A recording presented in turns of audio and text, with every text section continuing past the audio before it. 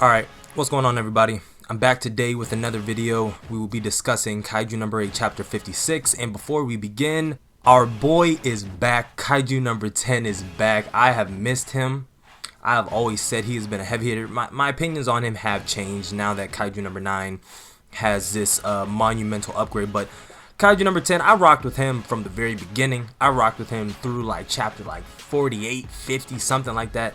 But he's finally back. We'll get into that. We'll talk more about him. But what is going on with Kaiju number 8? So this chapter opens up where we left off with the last chapter with what I would call the biggest reveal of the chapter. And that's that Kaiju number 10 is not only alive, but he's regained consciousness after his entire fight that happened at Ichikawa's Defense Force base. So now that number 9 is regained consciousness and we've had this information reported to the Vice Captain, who we caught a brief glimpse of this chapter. He's clearly been in the gym looking as jacked as ever, but when Okanagi rushes in and informs him of the status of number 10 and the fact that he has regained consciousness, he's cool about the entire situation and calmly asks Okanagi to try to get any information out of him regarding Kaiju number 9. But then Okanagi hits him back and was like, nah, we can't, because he's refusing to speak to anybody other than you. So this irritates him a little, but I was kind of taken back by it because he had no intention of going to see number 10 after it had regained consciousness. If not for the fact that he's flat out refusing to speak to anybody other than the Vice Captain himself. So if it wasn't for this development, I'm sure he would have just continued to train in the gym. I mean, this man is on a mission. He's like, I will never lose again on his Zoro flow. Because I mean, he was just like, oh cool, he regained consciousness. All right, well, try to get any information out of him that you can, and turned his back to just go back to doing what he was doing. So at this point, he pops up in the lab where we catch a glimpse of Captain Mina and some more scientist guys, and then we get this revelation that even with number 10 just regenerating enough to be a head and a spinal cord, his fortitude level is still a 5.7. Nothing crazy by itself, but you gotta think, his fortitude with just being a head is probably stronger than regular Yoju that they come across on a day-to-day basis. So now that the Vice Captain has popped up, he cuts straight to the chase. He asks Kaiju number 10 to tell him any information regarding Kaiju number 9, and surprisingly he's like, okay, but only on one condition, that you fight with me. I'll talk more about the whole Kaiju number 9 information at the end of the video and probably in a future video, because I want to start being able to roll out more content for you on this channel. But the immediate information that we get is massive. I've been talking about this on the channel for a while now, and basically just everything has been confirmed in one way or another regarding a lot of things. But where did it begin? It starts with number 10 asking the Vice Captain to fight with him. He says with specifically, but the Vice Captain had misinterpreted his words to meaning that he wanted to, fight against him one day. Like, hey, once my body finished regenerating, let me out of here and we go another round, in the gym. Hoshina's like, I can't do that for you. But no, Kaiju number 10 was like, no, I want you to make me into a weapon and I want you to use me. It doesn't matter if I'm fighting humans or kaijus, I just want the thrill of the fight. And the Vice Captain in this moment is really taken back by this. Like, what? I can't let you do that. Like, of course not. That's ridiculous. But number 10 was like, nah, we're more similar than you want to admit. We both love the thrill of the fight. It doesn't matter.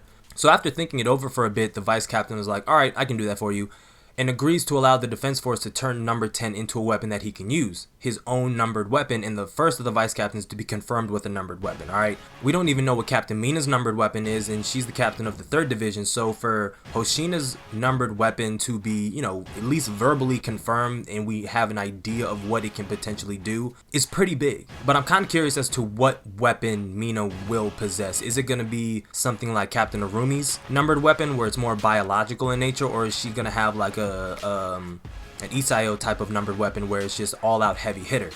We've seen Narumi with his bayonet, but once it was confirmed that his bayonet isn't his numbered weapon, I'm just going to assume that the cannon that Mina wields isn't her numbered weapon either. So something else that I want to discuss is this info drop that we got this chapter that basically confirms what we've been speculating here on the channel about. And this information comes from the Screamy Scientist woman this time, right? 100% confirmation of a kaiju being able to take over the body of the user, which before this was never specifically stated to be a thing, unless I missed something, but I don't think I did, considering that I had to make an entire theory video surrounding it. But I will be updating that video in the future with all of this information that we received this chapter and the chapter previous. Depending about when that video comes out, it may include next chapter's video if that drops any information as well. But I'm not entirely sure if this is information that they came across after the incident that happened with the Director General, but the way that Okanogi is talking, she seems to have always been privy to the the information that using a numbered weapon with the will of its own runs the risk of a kaiju taking over the user's body. She does say that she has no idea the effects that it would have on the user, but she is confident in the fact that it does run the risk of the user being possessed by the numbered weapon itself. So for Hoshina to do this